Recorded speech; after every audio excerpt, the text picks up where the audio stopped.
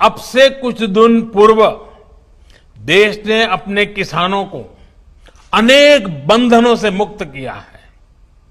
अब देश का किसान कहीं पर भी किसी को भी अपनी उपज बेच सकता है। लेकिन आज जब केंद्र सरकार किसानों को उनके अधिकार दे रही है तो भी ये लोग विरोध पर उतर आए हैं। ये लोग चाहते हैं कि देश का किसान खुले बाजार में अपनी उपज नहीं बेच पाए। ये लोग चाहते हैं कि किसान की गाड़ियां जब्त होती रहें, उनसे वसूली होती रहे, उनसे कम कीमत पर अनाज खरीदकर बिचौलिए मुनाफा कमाते रहें। ये किसान की आजादी का विरोध कर रहे हैं। जिन सामानों की, उपकरणों की किसान पूजा करता है, उन्हें आग लगाकर ये लोग अब किसानों को अपमानित कर रहे हैं। साथियों, बरसों तक ये लोग कहते रहे एमएसपी लागू करेंगे, एमएसपी लागू करेंगे, लेकिन किया नहीं। एमएसपी लागू करने का काम स्वामीनाथन कमीशन की इच्छा के अनुसार हमारी ही सरकार ने किया। आज ये लोग एमएसपी पर ही किसानों में भ्रम फैला रहे हैं। देश में एमएसपी भी रहेगी और किसानों को कहीं पर भी अपनी उपज बेचने की आजादी भी रहेगी। लेकिन ये आजादी कुछ लोग बर्दाश्त नहीं कर पा रहे हैं। इनकी काली कमाई का एक और जरिया समाप्त हो गया है, इसलिए इन्हें परेशानी है।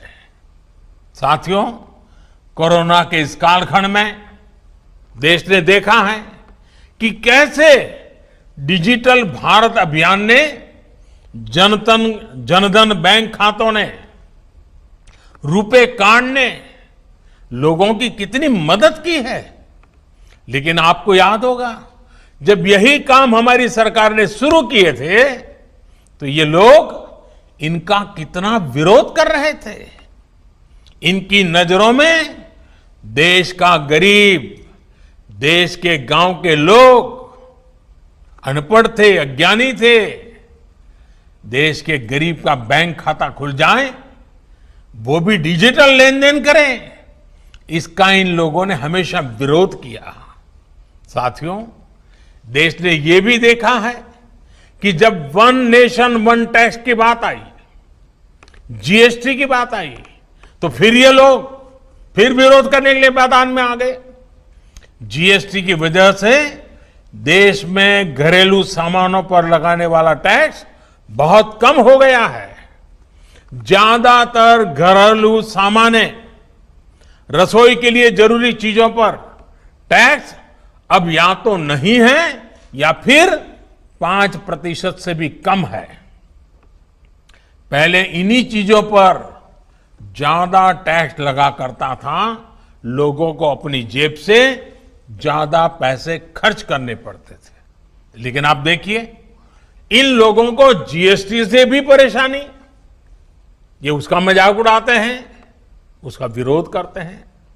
साथियों, ये लोग न किसान के साथ है, न नौजवान के साथ, और न ही देश के वीर जवान के साथ है। आपको याद होगा, जब हमारी सरकार वन रैंक वन पेंशन लाई, उत्तराखंड के हजारों पूर्व सैनिकों को भी अधिकार दिया, तो ये लोग इसका भी विरोध कर रहे थे। वन रैंक वन पेंशन लागू करने के बाद से सरकार पूर्व सैनिकों को लगभग 11,000 करोड़ रुपए एरियर के तो दे चुकी है। यहां उत्तराखंड में भी 1 लाख से ज्यादा पूर्व सैनिकों को इसका लाभ मिला है। लेकिन इन लोगों को वन रैंक वन पेंशन लागू किए जाने से हमेशा दिक्कत रही। इन लोगों ने वन रैंक वन पेंशन का भी विरोध किया।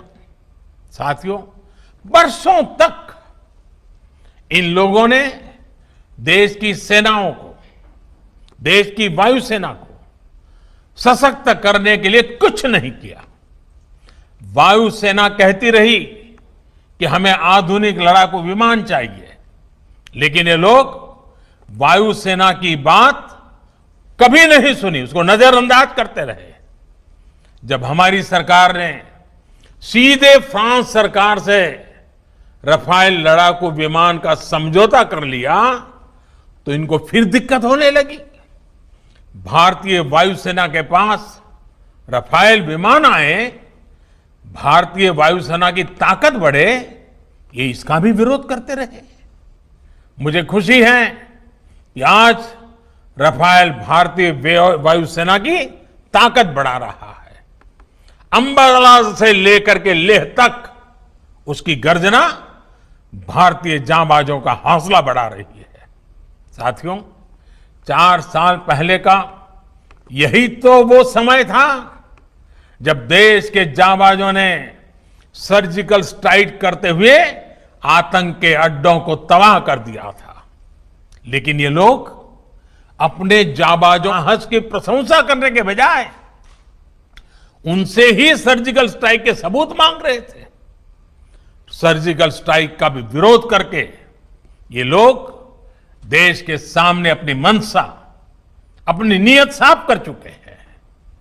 देश के लिए हो, जो भी काम हो रहे हो, हर काम का विरोध करना इन लोगों की आदत हो गई है। उनकी राजनीति का एकमात्र तरीका यही है, बस विरोध विरोध विरोध। आप याद करिए, भारत की पहल पर जब पूरी दुनिया अंतर्राष्ट्रीय योग दिवस मना रही थी, पूरे विश्व में भारत गर्व कर सकता है योग पहुंच चुका है, तो ये भारत में ही योग का विरोध कर रहे थे। जब देश की सैकड़ों रियासतों को जोड़ने का काम, ऐतिहासिक काम करने वाले, भारत की एकता को मजबूत करने का काम करने वाले सरदार वल्लभ भाई पटेल की दुनिया की सबसे ऊंची प्रतिमा का अनावरण हो रहा था, तब भी ये लोग इसका विरोध कर रहे थे। आज तक इनका कोई बड़ा नेता स्टैच्यू ऑफ यूनिटी के दर्शन करने नहीं गया है। क्यों? क्योंकि उन्हें विरोध करना है। साथियों, जब गरीबों को 10% आरक्षण का फैसला हुआ, तब भी ये इसके विरोध में खड़े थे।